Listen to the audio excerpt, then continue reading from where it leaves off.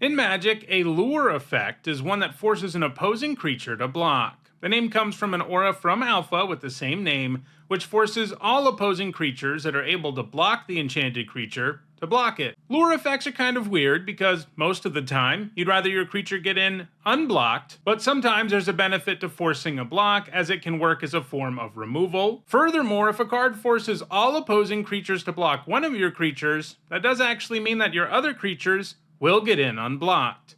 For the purposes of this video, a lure effect is any effect that forces at least one creature to block. Overall, lure effects haven't performed that well in Magic since they tend to be so very situational, but this game's been around for a very long time, and some cards with an effect that force at least one opposing creature to block have been successful at Magic's highest level of competition, and those are the cards we'll be looking at in this video. This video is sponsored by Card Kingdom. Use the links in the description to visit their store.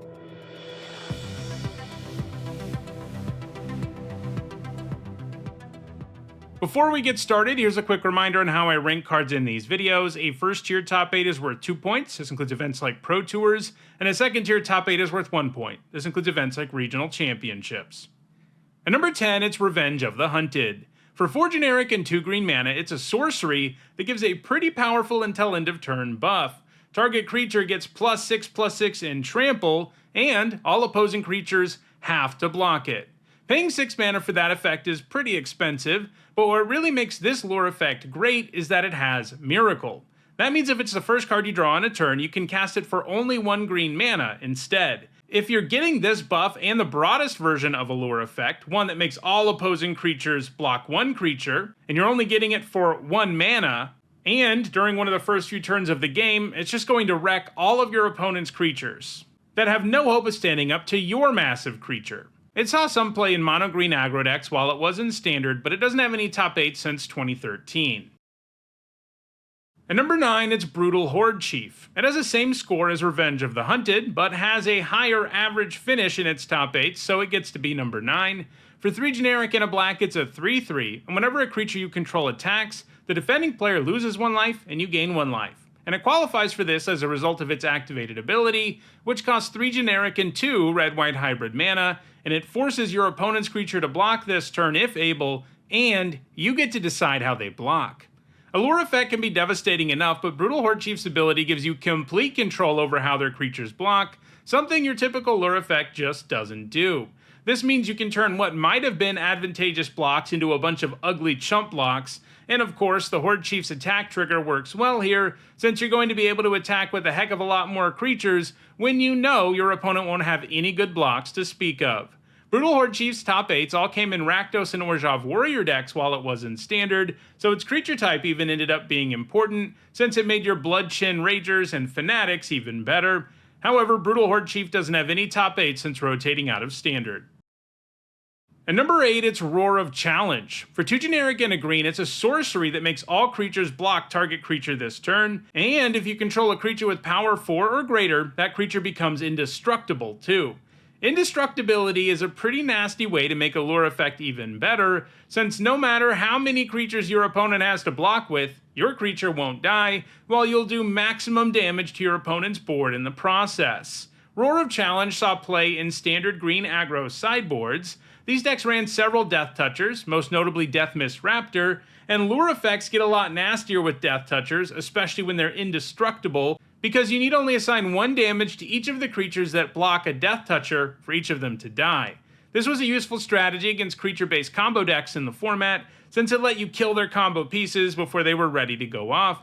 It's also been played a little bit in Pioneer, where its nastiest application was in a Golgari mid-range deck that used Phyrexian Obliterator. The Obliterator makes your opponent sacrifice a permanent for every damage that gets dealt to it, and it also happens to have 4 or more power, so using Roar of Challenge on it not only results in your opponent's creatures dying, they're also going to have to sacrifice a bunch of permanents. Roar of Challenge doesn't have any top 8 since 2023 though. At number 7, it's Armed and Dangerous. It's a split card, and that means you can choose to cast one side or the other, and because this split card has Fuse, you can actually cast both sides at the same time if you have the mana. The Dangerous side is what gets it on the list, as it's a sorcery that costs 3 generic and a green, and forces all creatures able to block target creature to do so.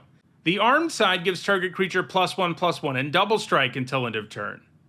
This is actually a really cool design, as casting both sides can lead to two different very powerful outcomes. You can cast both sides on the same creature and count on that buff allowing you to kill tons of blockers, or you can cast Dangerous on an expendable creature that you don't care about, and Armed on something big. If you do that, it means the creature given +1/+1 and double strike will get through unblocked, as everything is forced to block your other creature instead. And with that type of buff, it just might be lethal. It's been played in Gruul aggro decks in both Standard and Pioneer, usually appearing in decks with Tramplers that can take big advantage of just getting the armed side, but obviously the Dangerous side works nicely in some situations too. However, Armed and Dangerous doesn't have any top 8 since 2023. At number 6, it's Anzrag, the Quake-Mole. For 2 generic, a red and a green, it's an eye-popping 8/4, and whenever it becomes blocked, you untap each creature you control, and after this combat phase, there's an additional combat phase. He also comes with an activated ability for 3 generic, 2 red, and 2 green, which makes it so Anzrag has to be blocked each combat if able. Obviously, because Anzrag can give you an extra combat step when it gets blocked, you're going to be pretty happy to use that activated ability when you have the mana, especially if your opponent doesn't have a block that actually kills Anzrag, because an 8/4 getting to swing twice in the same turn is pretty devastating. Anzrag's top 8s have all come in Pioneer Gruul aggro decks, both in more straightforward decks, as well as Bard class decks, which love legendary creatures. These decks use Agatha of the Vile Cauldron, which makes it so that using Anzrag's activated ability is much more doable, and Hajar Loyal Bodyguard, which can make Anzrag indestructible, and that's pretty scary for a huge creature that generates extra combat step. If you've managed to use Hajar's ability and Anzrag's ability to force your opponent to block Anzrag, you're just going to keep attacking until every creature that can block it is dead, before allowing you to attack with everything on an empty board. So far, Anzrag doesn't have any top 8s in 2025, but it seems like Bard class decks are always operating on the fringes of Pioneer, and Anzrag is a powerful Gruul legendary creature, so it's reasonably likely to put up more top 8s in the future.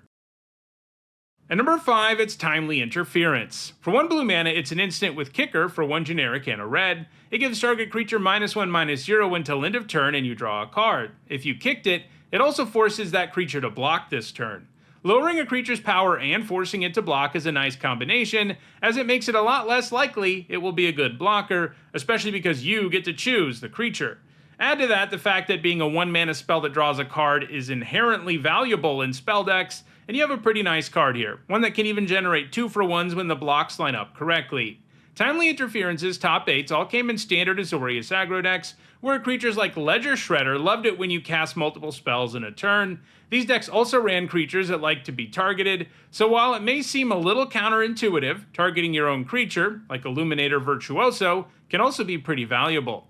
However, Timely Interference doesn't have any top 8 since 2024. It is still in Standard right now though, so it may put up more top 8s in the future. At number 4, it's Goblin Grappler. For 1 red mana, it's a 1/1, and it comes with a little used mechanic called Provoke, which so far has only appeared in a single set, Legions. It's a targeted lure effect that triggers when the Grappler attacks. Not only does it force target creature to block the Grappler, it can even go after tapped creatures, since if you choose a tapped creature, it gets untapped and is forced to block the Grappler. You might be thinking that forcing an opponent to block a 1/1 doesn't sound very appealing, but it basically meant that this 1-drop could kill opposing X1s when it attacked, and because the Grappler is a goblin, it wasn't out of the question that you could buff it in the goblin decks that played it in block or standard, since Goblin Sledder and the like were played alongside it. The Grappler has also seen a bit of play in Pauper, a format where only commons are legal, also in goblin decks, but it's only got a single top 8 since 2003, so it's probably not putting up another one anytime soon. At number 3, it's Hunter Sliver. For 1 generic and a red, it's a 1/1, and it's another Provoke card, and since it's a Sliver, it of course gives Provoke to all of your Slivers. That has some serious applications, since almost every Sliver around buffs all of your Slivers, meaning they can be quite large and be sporting lots of keywords in addition to Provoke, allowing the Provoke effect to be capable of removing a much wider swath of creatures and keeping your Sliver alive. Hunter Sliver has been played in Sliver decks in both Legacy and Pauper, and it's still active right now, so it has a shot at moving higher on the list. At number 2, it's Shinen of Life's Roar. For 1 generic and a green, it's a 1/2, and all creatures able to block it, do so. You can also channel it for 2 generic and 2 green, which means you can pay that cost and discard it from your hand for an effect. In this case, it gives the lure effect to one of your creatures. It saw a little bit of play in standard mono green aggro decks, which could buff the Shinen with Might of Oaks to really wreck people, or alternatively, use the Shinen to draw away all the blockers before using the Might to do lethal to the opponent. It's seen far more play in Pauper though, where it's played in Gruul and mono green aggro decks. It's still putting up top 8s in Pauper right now, however the card in front of it is still active too, and that card is Deftblade Elite, the third card in the top 4 to come with Provoke. It's 1 white mana for a 1/1 with that keyword ability, and you can also pay 1 generic and a white to prevent all combat damage that would be dealt to and dealt by the Deftblade Elite in a turn. This gives the Elite 2 modes, more or less. One, where it can pick off X1s just like Goblin Grappler, only it can survive provoking that creature all on its own because of its ability, and another one where you can use it to distract an opposing blocker so your larger creatures can get in, which is a mode that all provoke creatures have, but you usually have to give up your small provoke creature to do it, and that's not the case with Deftblade Elite because of its ability. Its top 8s have all come in Pauper, generally in decks that are great at buffing creatures with auras, and obviously if Deftblade Elite has ethereal armor on it, it's going to be far more effective at provoking and killing opposing creatures. It's going to continue to see play in Pauper, and it has a good chance at remaining number 1 on this list. So, those are the top 10 cards that force blocks in Magic. If you'd like to lure your opponent's creatures into blocking, check out the description where you can find a direct Card Kingdom link for each card that appeared in the video. If you want to make sure you catch future videos, don't forget to subscribe. And if you want to catch up on past videos, including more that look at mechanics and effects, you should see a playlist on your screen shortly. Thanks for watching.